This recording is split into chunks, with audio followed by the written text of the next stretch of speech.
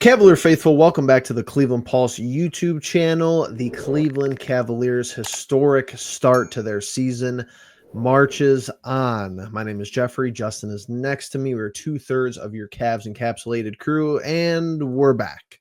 They lose last night, Justin, 122-113 contest in Miami against the Miami Heat.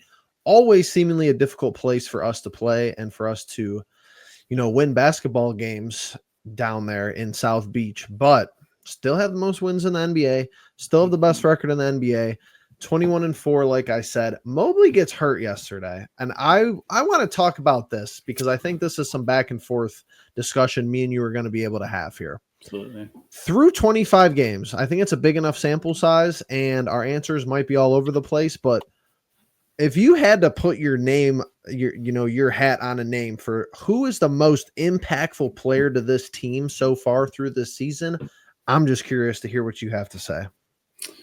Oof, it's like a seemingly tough one because you're talking about player, and I would just again throw it to Kenny Atkinson having the most influence on this season so far. But if I had to take a player to be like, hey, we're gonna miss him severely.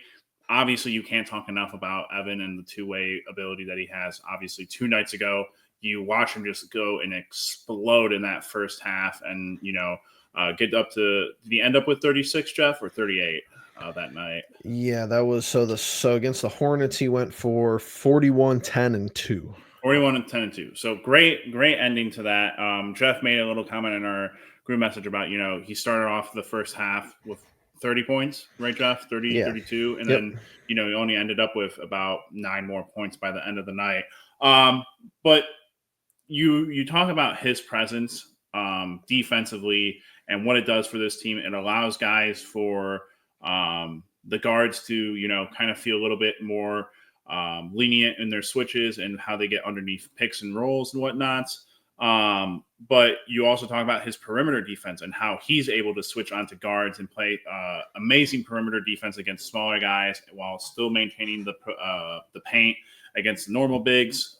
I don't think that you can really talk about anyone else outside of maybe Donovan Mitchell for obvious reasons, for his obvious star power being as impactful as Evan with everything that he does all over the court. I mean, the guy brings up the ball too at this point. Like, I love it. He's but like it's a coast-to-coast guy. He's like literally Kevin Durant. Like, I love it. What would you rather have, though? I guess maybe here's the baseline question, and this will be interesting for you. Would you rather have extremely aggressive Mobley or really, really good Darius Garland? Oh, aggressive Mobley. I mean, aggressive Mobley, like a few years from now. Again, like I say it, I make the little comment there about Kevin Durant. Dude goes off for 30 points in the first half. There's not a lot of players.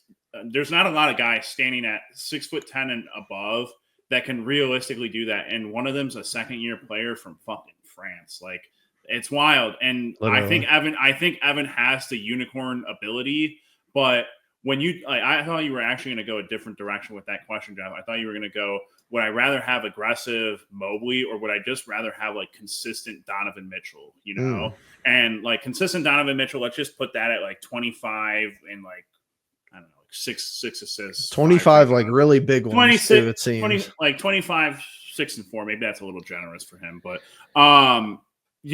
again, you talk about the optics of it. There are so many guards like that. There are not enough big men like Evan Mobley, like the Cats, like the Kevin Durants, and when you and the Wembys, and it's when you find one of those guys, they are quite literally the dime a dozen. So for me, as much as I love Darius, and as much as I think he can be like a Steph at his like peak, like a Steph Curry-esque player, I would rather have aggressive Mobley just from the 4 years that we've barely been able to see out of him and just now getting more touches in the offense. So, and honestly, I think you've seen this last stretch of games here and they've managed it well. I'm going to give them credit, but you could just tell this team is like fatigued and tired from the start that they've been off to. They lose the game last night in Miami. The Hornets game, the final score was 116-102, but that game was competitive for 75-80% of that contest. The Nuggets game, we were really always in command. And then, the Wizards before that, that was the first game after Boston. The Wizards stink. The Hornets stink. So those are games you're projected to win. You should be winning. The Nuggets is a huge win at home, and then the Miami loss. I just think a lot of what you're talking with, especially with like the consistency and stuff, hasn't been there because of how many games we played. We've played a lot of games in a short period of time. We're still doing that. This little break right here will be nice these next couple of days. I think it's something that we actually really, really need badly. We've had injury problems left, right, and center. It feels like Mobley just went down. Okoro's been in and out. Wade is, finally seems to be getting back on his feet after his time being, and missed. We're still missing out on any Max Strus. Yeah, and you still haven't played any Strus. Was it not 6 to 8 weeks, Jeff? Was that not the timetable, or am I just making that up? I actually believe it was reevaluated after. It might have just been a hard 6. I don't know why I want to say 4 to 6, but I mean, dude, every time they say a guard has an ankle, I can't. But I just want to hear your thoughts about, you got 4 losses, like. You have 57 games. You have 57 games left. Like you're probably not gonna beat the 15-16 Warriors. Like it's no. Like what's your thought process with moving forward and making sure that this roster stays healthy? Yeah, I mean, I think for us, we've been doing this for so long. I would have told you that playing more guys, I'm just going to rip them off the list. 1, 2, 3, 4, 5, 6, 7, 8, 9, 10. 10 guys playing more than 15 minutes. More than 15 minutes. Jeff, I was banging the table for guys to play like 10 minutes. Yeah. Like that's where we're at now. So legitimately, I hate saying this. I really do. It's something with the training staff there. Like these injuries, I have never heard of ankle injuries getting this bad with any other teams. Like there's not even like the Kawhi injury is the only thing stranger than Cleveland guard ankle injuries, where it's like, what's going on with this? It's like a phantom injury every other year. But to your point with Strus, like they haven't even said anything about Strus. Like, light workouts. Light workouts. He's getting shots up against air. Like, but that's typical. Like again, my thing is this dude cutting? Is this dude, jabbing, making all the things that Max Strus did effectively? Like, yeah, I don't want him back on the court until he's 100% with an ankle injury, because that dude is like I don't know what, like a good, like he's everywhere, all over the court, and he is giving like 110% all the time. And my only problem with that is like, you got a bum ankle. I believe you. Trust me. I've had a bum ankle before. It makes things a lot harder. But, man, this is absurdly long for something that isn't, unless, like, you're hearing sprain. Does that mean there are torn ligaments? Because I had a sprained ankle with torn ligaments. Yep. Didn't know that was a thing. But I had to go get plasma and whatnot, and it took 3 weeks. And it was painful, and it was excruciating. But again, like unless these injuries are more than we hear about, which again, you hear about stuff in pro sports like the 49ers being able to withhold information until a certain period of time. You talk about the rest days and not being able to hide them behind bogus injuries anymore. There's a lot of this like prevention stuff, but at the same time, where is the transparency of like, hey, he suffered a like torn ligament, a couple of torn ligaments. We're diagnosing it as a sprained ankle. This is a typical timetable for a sprained ankle. His damage is more or something like that. We'll see. We'll reevaluate in 6 to 8 weeks. That would be an explanation for me. That would make me feel. It would make me feel like, okay, there's a little bit more going on with the ankle. It's not just like a sprain. He didn't just land on it awkwardly, right? When I hear a sprain, I'm like, dang, dude probably landed on somebody else's foot and twisted it, right? This is like a full-on more than since before the season started. Jeff, we're 2 months into the season now. Literally. And it was close. It was close before the season started, but it wasn't like, it's not like it was like the 5th game. Like this was preseason. And here's another thing to all the lovely viewers out here. And I know the vast majority are not like this, but like, yes, we're 21-4. They're playing elite basketball, some of the best basketball in franchise history. If me and Justin came on here, or me, Justin, Logan came on here, and we just were like, oh yeah, they just are winning basketball games, and shut off the recording, we need something to talk about here, people. And it's relevant to us because think about it. Funnily enough, I'm going through our Twitter. I find a tweet from last postseason. Max Strus in last year's postseason, 10 games, and this must have been partially through. 10 games, 8.7 points per game, 5 rebounds per game, 1.9 assists per game as a starter. So it's not like this guy is coming off of an elite postseason. He had a good postseason 2 postseasons prior with Miami.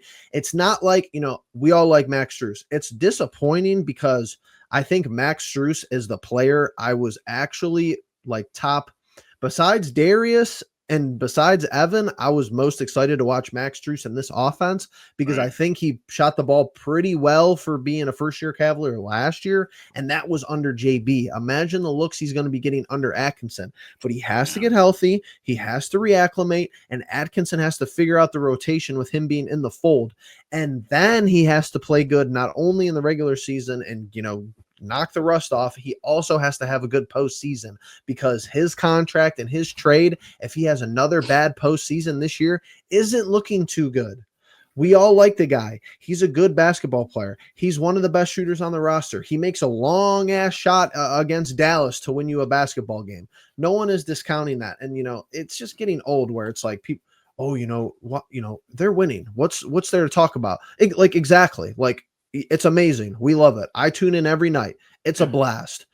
You have to start thinking about how does this affect this? Is Atkinson running the zone too much? What's up with Jared Allen and his last couple of game logs? We're going to talk about that shortly here too. Why does Donovan Mitchell have these nights where it feels like he kind of disappears and he only comes alive in the fourth quarter?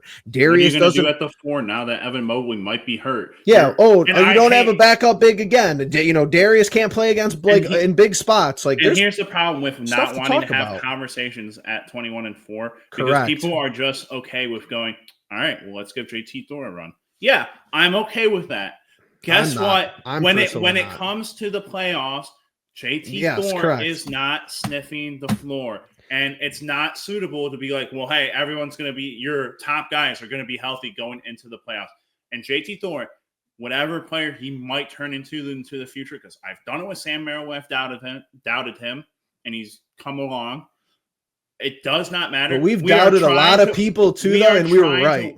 And that's fine. But we are trying to win now, and that's my problem with people being like, Karras is playing so well. It's very, like, again, I understand and I admit he is playing very well. But this does not mean that, he's off the trade block. You can't put him into a trade now. He's on an expiring contract. Guys, all players outside of, and even the core four, we have no idea ever about them, are untouchable in the precipice of trying to become better. And if your thought process with how good Evan Mobley has been this season is, okay, let's give JT Thor a run and think that's the legitimate problem to solve if Jared Allen gets another rib injury in the playoffs, if Evan for some reason isn't able to get back to the level, which again, hopefully the injury's not as bad, knock on wood, that he's not able to get back to this level of play that he's shown. Yep. Again, you need comparable backup bigs for the playoffs, for these moments. And again, not anything against JT Thor, not anything against freaking, guys like Tyson or guys like who, again, I was a big on Tyson, thought he could have a little bit of influence. He's not playing your bigs. Travers isn't playing your bigs. Yep. And Tristan Thompson and his whatever year now is not going to give you the minutes that you need in a playoff setting. And honestly, I feel like us here at the Pulse we're like a little bit contrarian, and people don't understand that. Like when people are looking at the short term, like, yes, we're 21-4. We're going to acknowledge that we're not weirdos. Like that's the best way I could put it. We're not just going to come on here and hate, and we're not going to come on here and be 100%, full bore ahead. But it's like, how many teams, when you get to the end of the year, really quickly before we transition here, the 2 teams in the finals and the 4 teams in the conference finals, how many of those teams are like, yep, that was their roster the whole year? They didn't do any trading. They didn't do any, signing of people off the, whatever it's called, where we get Marcus Morris randomly, signing people after the trade deadline is over, doing stuff with their salary cap, whatever it may be. Rarely happens. Dallas made a bunch of moves last year, ends up in the finals. Yes, we're 21-4. I don't think Altman does anything because that's just who the guy Altman is. Well, but Jeff, it's a perfect notion for last year, at least, when you want to talk about teams that made moves and paying off. The 2 teams that ended up in the not in the Eastern Conference Finals, but in an Eastern Conference semifinals, were the Knicks and the Pacers, 2 teams who acquired players from the Raptors, 2 big players, OG and Siakam. Yep. And again, you look at the Celtics moving a couple year ago, Marcus Smart, a guy who Boston Celtics fans were wholly in thought of him being a franchise player, a forever franchise player. They move him. They get Kristaps. They bring in Holiday. It's a lot of these guys that you have on this roster now. They are good players, and that is the truth of it. Mm-hmm. But when you think about fit, when you think about the 8-man rotation of a playoff team, we've seen the 8-man rotation playoffs. And yes, I hesitate to continue to toot the horn of Kenny Atkinson because I feel like it's going to play into the false hands of the playoffs. But again, it will be different seeing the rotation of 8 with Kenny Atkinson.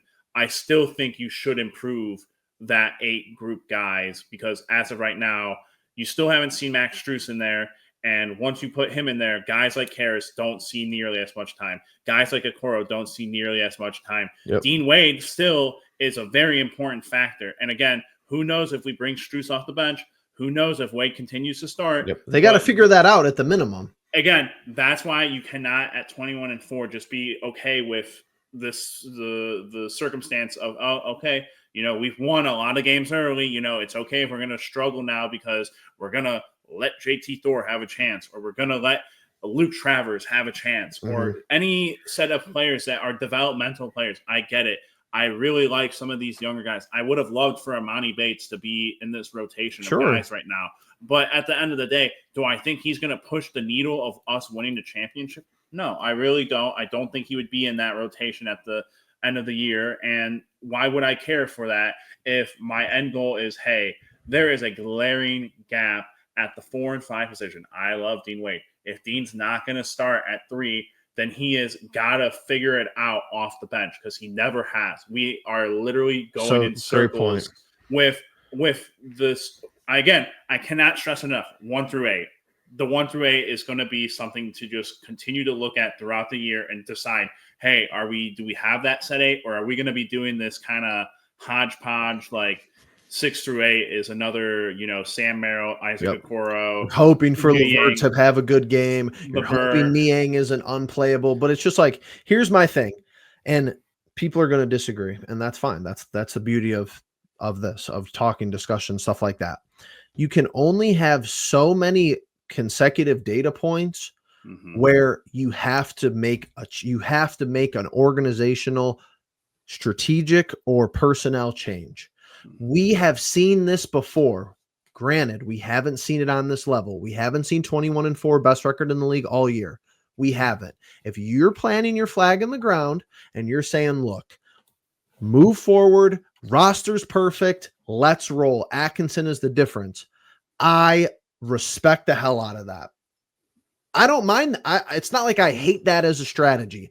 Am I in love with it as a strategy? No. But you've seen in recent years, even under JB, where we were the 1 seed under JB for a little bit in one of these prior years. I don't even know if it was 2 or 3 years ago. And the fizzle out into the playoffs. Maybe Atkinson has this corrected this year. We've been the 1 and 2 seed, and we end up in the play-in, the 4th seed, and the 4th seed. So are you going to run that back again where you don't make any structural changes besides, we have to sign Marcus Morris Sr. off the couch and he has to play a lot of minutes? No, that's not going to cut it this year. Right. people and our buddies, Justin, you'll know who I'm talking about here, and maybe to some extent here, they'll be in our ear. Okay, the Cavs could go 80-2, and if they lose in the first round, or if they lose in the second round, what does it matter? The same stuff we've been talking about. Yeah. Playoffs. The NBA is a transactional league. You don't make big changes in the NFL where you're like, oh, we're going to acquire this guy and he's going to raise our Super Bowl chances midway through the season. Doesn't really happen. Once in a blue moon. MLB, tertiary pieces that make you a little bit better, marginally better. You could get a couple more outs here. You could have a couple more home runs here. The NBA, you move someone from one situation to another because the people in the NBA don't really try. If you're in a bad situation, you could take someone off a bad team, get them into a better situation, better coaching staff, better training facility, better situation. They start trying, and they're actually really good basketball players. They just didn't care. Right. That's how it goes in this league. Look at Jordan Poole. You're telling me he went from an organization that did care, was winning championships. Well, he went from grinding to getting paid. Like, that's the league. Yeah. That's what made me nervous about this team. Everybody got paid. They proved me wrong. Absolutely love it. I want to talk about this really, really quickly before we get into predictions for these two games. Yes, sir. Yes, sir. I want you to take a look at this tweet. I want you to, maybe you saw it, maybe you didn't. I want you to just get your general reaction and general sense of where you're at regarding this topic of Jarrett Allen currently. Yeah, I think, to be honest with you, Jeff, he's been not so great for the last 10 games, to be honest with you. Couldn't fit it all in the characters, to be honest. I understand that. And he was good. He was okay. Like, he was okay in the Nuggets game. Like, I'm not going to say he was bad in all these games, and I didn't. Of course, he's going against Jokic. That's a tough assignment and everything. But again, I'm just being honest. I don't think in the last 10 games we saw in the first 10 games of Jarrett Allen. Yep. Where again, and maybe this is what's going to have to be the part of us as viewers with this team. We get 10 games of amazing Allen. Then we get 10 games of amazing Mobley.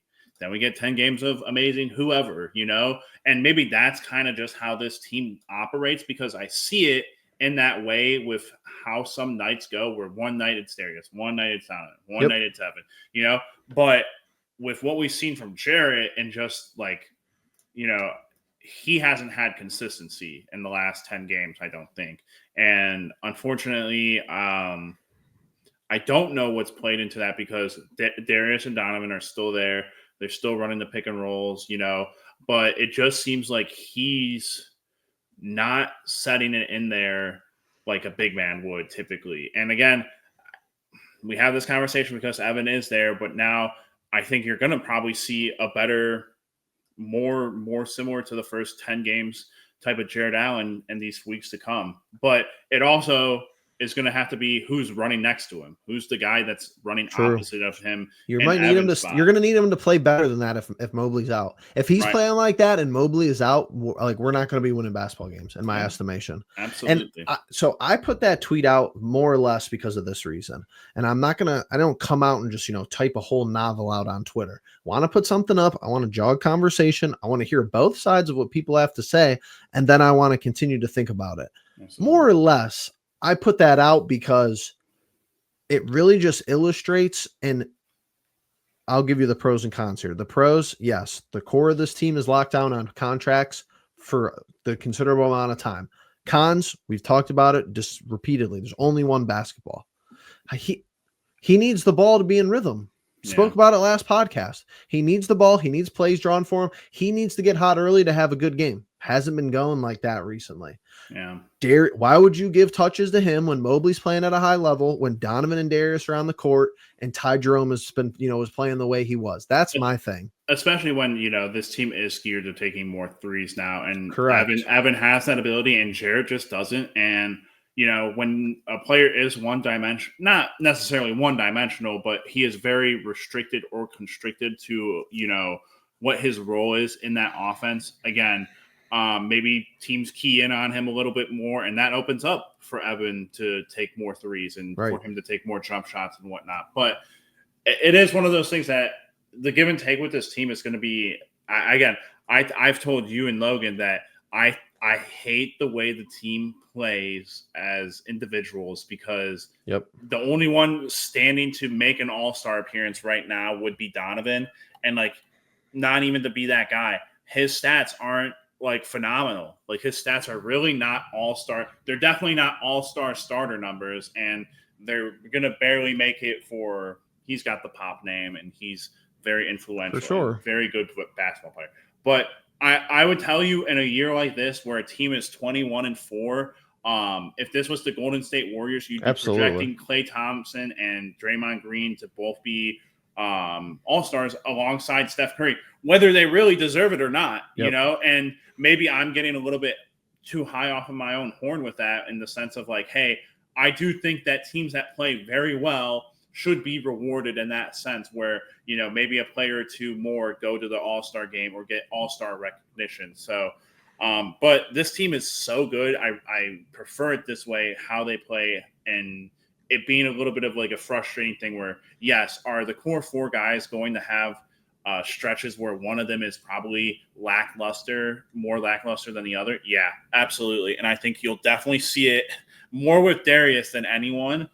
Which is the frustrating thing because I think you see the star power, but Evan, it's tough to really like get on him because he's only in that fourth year and you're really starting to see the development. Jarrett, he's the most established guy. Of course, when you miss his presence, it's like, hey, the veteran guy that's supposed to be out there kind of like, you know, towing the line and getting these guys into a rhythm. If he's not there, then yeah, a night like last night, it's so evident. Even Donovan, even Darius putting up as many points as he did wasn't good points, you know? And that just shows. I think, you know, his profound effect on this team is just consistently, hey, I'm going to be the anchor. You guys all go around me and I'll secure rebounds and the paint. Yeah. I mean, we'll get to see what happens. You know, Mobley, injury pending. We have some days off, so you never really know here. I want to look at the Eastern Conference standings before we key in on our predictions. They're going to be quick, at least from me, and then we'll get on out of here. 21-4 feels good to be at the top. Always does. You look really quickly though, and Boston's only one loss behind you here. You know, you got to applaud the effort. You have to take into account how good this squad has been through 25 games. But there's work to do. It's not like you're 4.5 games up from the second place team. Boston's going to be there. They're going to be consistent. Couple things to look out for here, Justin. We're extremely good at home. We're not, you know, Orlando's 10-0 at home. They're still at home. I think Jeff couldn't have been more right about a team last year than he was. They've had big injuries too. Paulo's out. One of the Franz Wagner's hurt now. Yeah. So we'll get to see how they perform in that stretch. But the three out of the 4 losses are on the road. That makes sense. And you've really been a little bit pedestrian your last 10 games. It hasn't even felt that pedestrian. Injuries kind of stacking up a little bit. But yeah, when you start 15-0, your 4 losses are going to be, you know, probably pretty recent. But yeah, I mean, feels good to be at the top. Here's the thing. And like, this is what kills me. Like, yes, excitement's high, feeling good. Most wins in the NBA. I don't know. I don't really care about the first seed. Like, it would be nice. It would be cool to win the East for put the rest of the league on notice. I don't think it's like, I don't know. I don't rank it high for me and like, the Cavs need to hold on to this 1 seed. Like, yeah, would it be disappointing if it slipped? But it's the NBA, man. Do you need home court all the way through? I personally don't think you do. All the way through, like, I don't know about that. It would be hard for me with the Celtics' success and how good they have been for as long as they have been with this core of guys. I would say if it's going to be this tight all the way through, I would really want a concerted effort towards the end of the year to continue and push for that home court advantage. Just because I think it's tough to bet against the Celtics in a 7-game series where they get to go back home to Boston and play in front of those fans, just like it would be for us. But I think if you thought about it this way, that national media would definitely still think that the Celtics have a better chance of winning in a 7-game series where the Cavs have home court advantage as opposed to the opposite way. People would never pick us to beat the Celtics in a 7-game series that way. And obviously I want them to be the 1 seed. Don't get me wrong here, but it's like, think about this recent postseason track record with this team. All right, you were the 4 against the 5 against the Knicks. That didn't go well. You were, being the 4 against the 5 last year against Orlando maybe helped you win that series. But like, you have to be battle tested and win road games to get to the Eastern Conference Finals and get to the NBA Finals. So it's not like, one home game does make a difference. Don't get me wrong, but you have to be able to win road games in the NBA playoffs. And right now, 75% of your losses are on the road. We haven't played good on the road in the postseason down the stretch in a lot of these seasons. I think the thing could really be like 1 and 2 are easily the most important towards the end of the season, like thing to look at. Now, if you're a team like Miami, you're not sniffing 1 or 2 for the whole season. Yeah, you're cool at 5. I think that's pretty much guaranteed. Now you're just like, hey, we need a jockey for 4, but that's about it. You're not like, hey, we need to get to 3, we need to get to 2, because at that point, you're still never going to get to 1. My thing about that is that 1 and 2, if realistically, again, Magic are a very good team right now. The Knicks, if they figure it out with all those star power guys on that team, they can be a trouble team. But when you get to those conference finals and conference semifinals, those those home court advantage games mean a lot to start with. I just think that being able to finish your series, come home, and be able to start in front of your fans is a massive, massive thing. For sure. Especially for a young team like the Cavs, who I think can take some of that energy into the next building, which we haven't really seen. They haven't really been able to do that and capitalize on that in the 2 series that we've had, but I would love for them to finish first.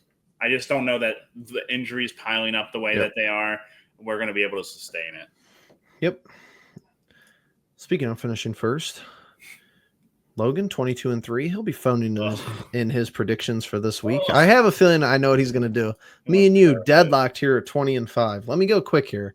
Cavs are going to beat the Wizards. People are going to say, "Oh, you're so funny. You're such a hyperbole." I genuinely think the Cleveland Charge could beat the Wizards regular roster. Oh, yeah. I think Craig, Travers, Thor, Jerome, I think Merrill, Niang, I think like that combination of those guys could beat the Wizards. And then I really don't want to jinx it, Justin, but I'm hoping like Mobley's back for the 16th. Like, that's a week. Give him a week off. Don't play him against the Wizards unless he's really good to go. If he's really good to go, play him. God love him, play him.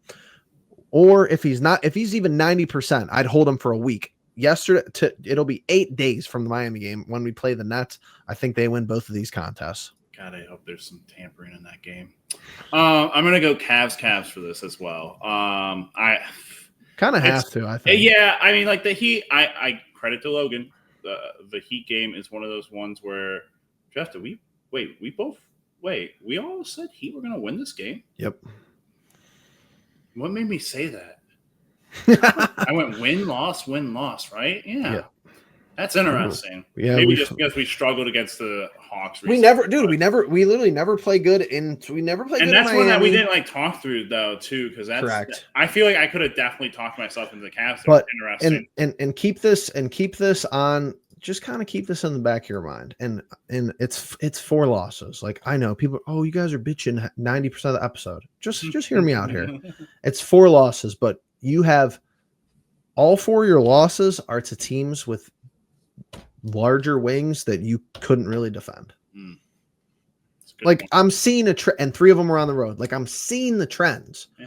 The trend is we're the 1 seed. Love it. But I'm like, all right, the Hawks, they beat you twice, and they always play us good. Miami always plays us good. Like Butler, Tatum. I mean, Tatum's obviously a better basketball player, but at the end of the day, the archetype of the teams that are beating us are extremely similar to me. Yeah, you're gonna have to make some calls. You're gonna have to look at some guys that are in the role position filling need, because there are teams out there that are just trying to shop. But we'll see. We'll see. Absolutely. Well, we appreciate you guys being here. 21-4, first in the Eastern Conference. Make sure you're hitting that like button, commenting down below. How do you feel about Jarrett Allen, Evan Mobley injury? What would you grade the training staff of the Cleveland Cavaliers on a scale of 1 to 10? One being Cleveland staff in general. Real bad. Yeah, kind of don't want to talk about it. Feels bad. It feels bad, honestly. We never talked about the Guardians, which I hope is a good thing, but I won't know.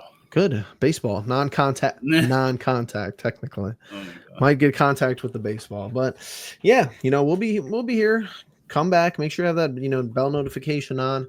Make sure you're subscribed and make sure you're tuning in for all the Cavs encapsulated episodes. And with that being said, we appreciate you being the pulse of it all. Peace.